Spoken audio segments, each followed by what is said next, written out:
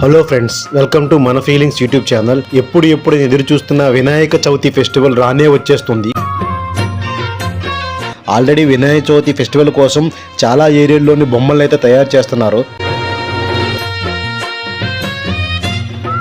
చాలామంది ఆల్రెడీ ఇప్పటికే బొమ్మల్ని ఆర్డర్ చేయడం జరుగుతుంది.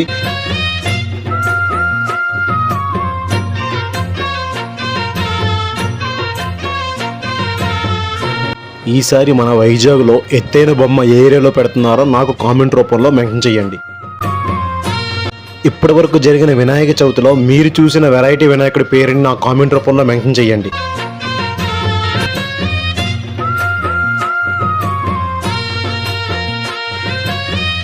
ఈ వీడియో మీకు నచ్చినట్లయితే లైక్, షేర్, సబ్స్క్రైబ్ మన ఫీలింగ్స్ యూట్యూబ్ ఛానల్.